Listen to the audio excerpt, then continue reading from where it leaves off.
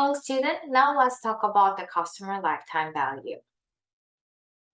This is very important concept to understand your data. So with this data, we can evaluate what customers are working through with us, and then also duration of their time that they buy from us. So I have some of the different companies out there, and then normally to measure the customer lifetime value, usually we have kept some the type of the loyalty card or the application or something that you can figure out the customer's information. You can do some of the estimates by research as well. So now let's first look at the baby formula there, which is my daughter's favorite. So you need to think about the baby formula is great for the babies the first year of their life. So of course, the company should understand that they have very short time window in which that they can sell this particular products. So they start to talking to men or women when they are just thinking about being pregnant or just people who buy the pregnancy test. They want to talk about those baby formula. This sounds like my insane, but you want to get people on your side. So you want to start talk to them because your window of the opportunity of the sale is very small. It's not very long. And the next example is the HEB. HEB also takes a look at the customer's lifetime value. They have a Fuel Saver program. So they connected with all of us so that they can figure out what are the products that we likely to buy. So how could they optimize the relationships? So when they look at the customer lifetime value, they know we are going to be buying groceries and eating foods as long as we live around their grocery store for probably our whole living life. So that's the kind of the opportunity, but that also might want to measure how much of this customer's worth compared to the other customers. Starbucks is also another good example, Starbucks Rewards Program. With this app, the company have the data for the past purchase history and then how frequently you visit the store and also when you come and then what is your favorite menu. With this, that they can send us some personalized promotion and also messages. I'm sharing with you a video about the customer lifetime value with the Bain company. This is also one of the top consulting company. So please watch this video and then understand what the customer lifetime value is. And then also not only just kind of the grocery store or the retail store, even in the digital marketing, like the Netflix, those companies also they consider about the customer lifetime value. So this is the video how you can calculate the customer lifetime value in digital context. So I recommend you to watch this video as well. So now let's get into the real thing. Let's learn about how we can calculate this customer lifetime value. So basically this is how much I am worth to a company. So the CLV is very important and a helpful measure to figure out what's going on with your relationship with the current users. So this is really good application and it's something about that your organization and the sellers look at all the time and then try to evaluate. How do we enhance the relationship with the current great customers that we have, and then maybe through the market penetration strategy so that the more and more goods are more and more things that they can sell. So if we have a good relationship, this is very important measure. So the first step is that you should calculate the total gross profit generated per average customer in their lifetime value. So you can multiply the gross profit per purchase, multiply the frequency of the purchase per year, and the duration of the expected duration of the relationship. And then if you have the cost of the marketing, then you can subtract the cost up to serve the customers. So let me explain this logic more detail in the next slides. So if you multiply the spending of the customer per visit and with your margin, which is less the cost of goods, then you can calculate how much we earn from the customer's visit on average. And then if you multiply the numbers of visits per week, then you can calculate how much we can earn from the customer's visit per week on average. Then to calculate to number of the weeks in a year, then we can know how we can earn from the customers annually on average. And then the next part, we can calculate the expected relationship with the customers. So if we multiply this expected relationship duration, then we can learn about the customer lifetime value before we have any marketing campaign. Here, the pre-reward program. And then if you have any kind of marketing campaign, that it has some cost. So if you can less than those cost of programs, then you can calculate after your marketing campaign, what is your customer lifetime value. Here, for example, the post-reward.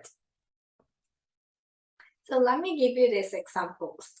We will learn about the Starbucks case description, and then with your worksheet assignment, you will follow this formula step by step and then solve the several questions. So as I mentioned, the Starbucks doing really good job with the Starbucks reward to manage the customer lifetime value. So they introduced the Starbucks reward program. And then first, we will calculate the pre-reward customer lifetime value. So this is the data about the spending. So remember that customer lifetime value is we calculate the total gross profit per consumers with the expected lifetime duration. So first, we need to know about how much they spend, how frequently they come, and then we can convert that as a year value, and then multiply kind of expected duration with the year duration. Then we can calculate the customer lifetime value. And then keep in mind, if there's a cost, you should subtract the cost. So let me show you the first step. So here there's information about the customers spending per visit, which is 5.9. And then there's a cost of goods. So you can subtract this. So you can multiply 5.9 by 75%, which is 0.75. So you can have this value, which is the gross profit per visit.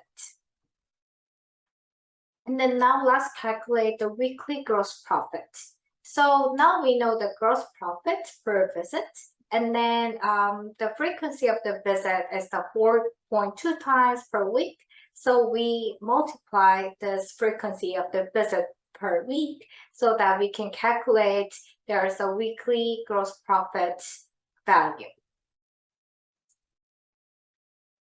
And then as you see in the left side, there's many different types of the customers go to the Starbucks, including kind of younger people, but also kind of you can easily see the older people in the Starbucks. So very wide range of the customers enjoy Starbucks.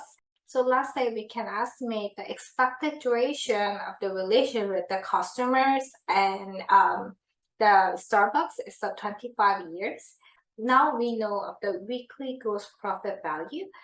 First, let's convert that the yearly value. So 1 year is 52 weeks. So we can multiply this 52 weeks by this weekly gross profit value. So now we have the yearly gross profit value, and then multiply expected duration, which is 25 years to here. Then we have this final value. So this is about your pre-rewards customer lifetime value.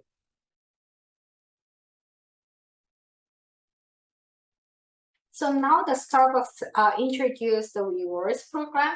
So we will calculate customer lifetime value after the rewards program. So by implementing this post-reward marketing campaign, they have the cost of the rewards here, this part. So all the steps are the same, but to calculate the gross profit, we also need to subtract this cost of the rewards. So just recall the stuff that I explained. First, you need the average gross profit per visit, and then you can calculate that in the weekly value, and then yearly value, and then multiply the expected duration between customers and Starbucks. And then to calculate the gross profit, you should subtract this cost of rewards. So the main question here is that in terms of the customer lifetime value perspective, whether introducing the post-reward is more profitable than the pre-rewards. Because as you can see here, after the introducing the reward program, people spend more in the store and also visit much more frequently.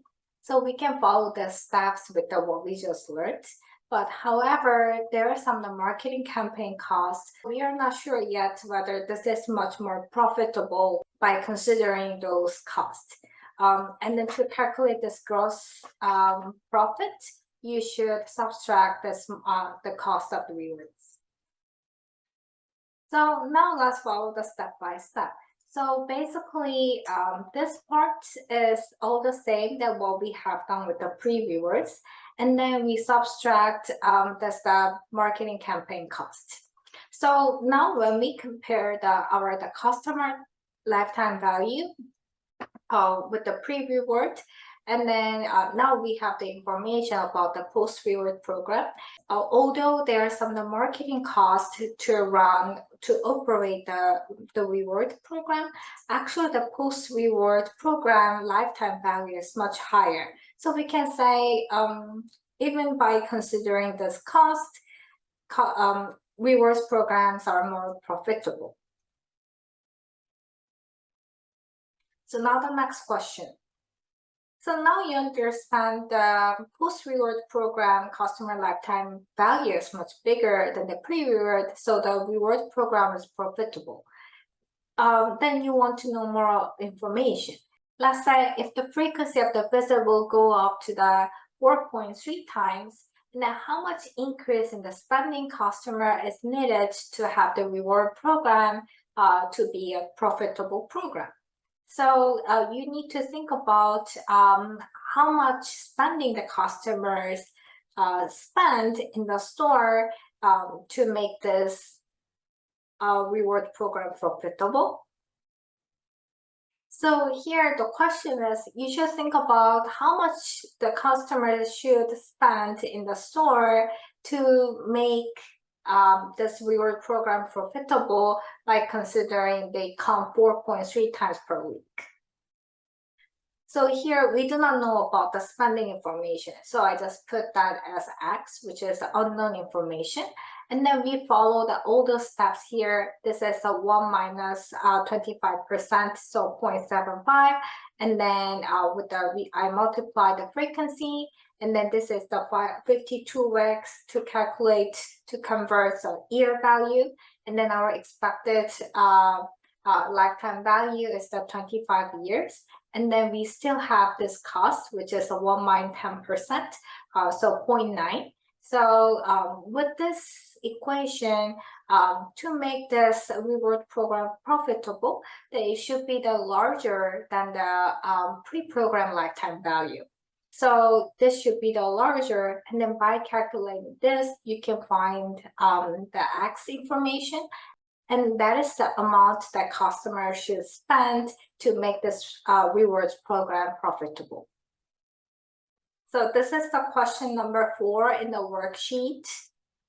With this question, I will let you do it by yourself. I already demonstrated each steps with the previous questions.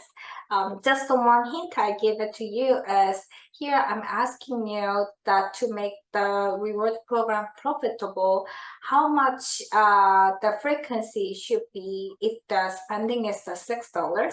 So here the unknown information is the frequency.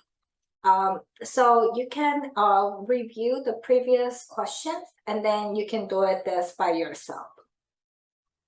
The solution will be provided after the due date. And then do not just providing the answer in the worksheet when you submit it. Provide all the process that you go through as I just showed you in this lectures and then also previous slides. So that is the main goal, that to help you to practice this process, because the customer lifetime value is very important concept in the customer relationship management. So I encourage you to understand this concept and then this process. And then definitely you will see one of the similar questions in your exam as well. So make yourself be familiar with these concepts and then this calculation. So we just practice that customers loyalty program here, the Starbucks reward program, make the customer lifetime value much more profitable. So I will end this lecture with this video, how to increase customer lifetime value with the loyalty programs. So you can learn more about how the loyalty programs can increase the customer lifetime value. Thanks for watching.